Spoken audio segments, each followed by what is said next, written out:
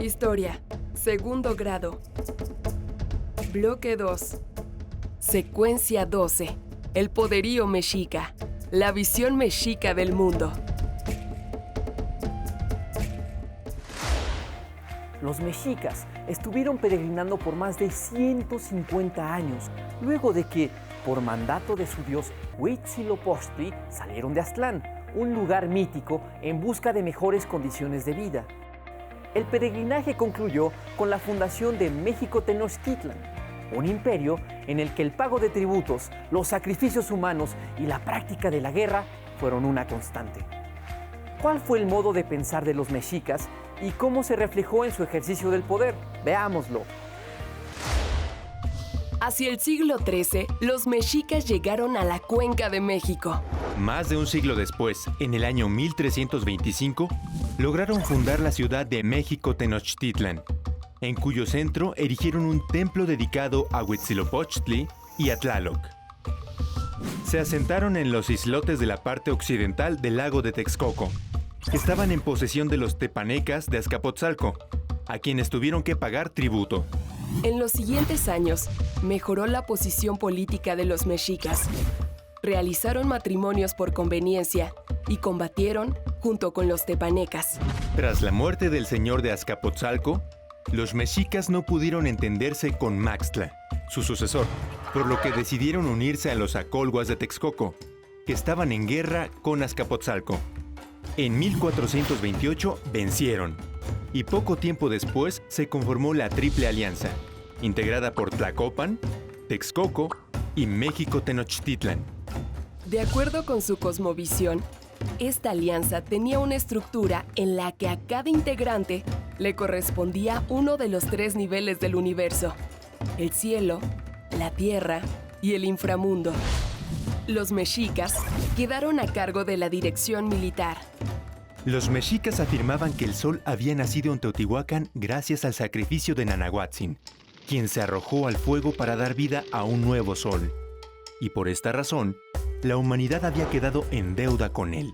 Creían que, antes de la existencia del actual astro solar, hubo otros 4 soles que fueron arrasados por fuerzas naturales, como el viento y el agua.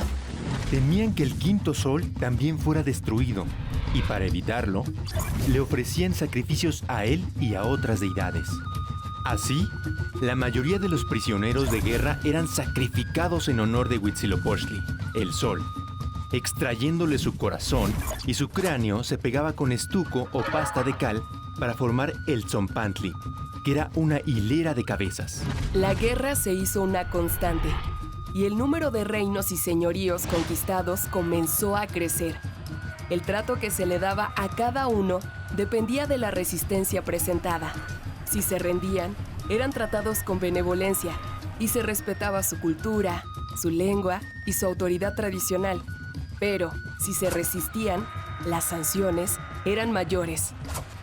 Los señoríos conquistados pagaban tributo para la expansión, crecimiento y estabilidad de los mexicas, por lo que recibían ropa, pieles de animales, maíz, frijol, frutos, cacao, conchas, tintes, plumas y oro, entre otros objetos. También tenían que participar en la realización de obras públicas y aportar hombres para la guerra. Así, los mexicas pudieron consolidar rutas comerciales, obtener materias primas, mano de obra, guerreros y prisioneros de guerra, que jugaron un papel fundamental en sus ritos. Las guerras floridas, que eran batallas pactadas entre los pueblos contrincantes, se hacían con el propósito de obtener prisioneros para los sacrificios. La expansión de los mexicas a través de la guerra y el tributo continuó hasta el siglo XVI. Los señoríos que quedaron bajo su dominio se extendieron de costa a costa del país y desde Querétaro hasta Oaxaca. En 1502, el poder mexica comenzó a consolidarse y se encontraba en pleno esplendor cuando entró en contacto con el ejército español. Para los mexicas, la guerra tuvo un papel fundamental, tanto para su economía como para su religión. Al paso del tiempo, más que la expansión territorial, lo que los mexicas lograron con la guerra fue el acceso a bienes, recursos naturales y a la fuerza de trabajo. Gracias a esto, México Tenochtitlan se convirtió en una gran ciudad. ¿Cuál era la importancia de la guerra, el tributo y el sacrificio en la visión del mundo mexica?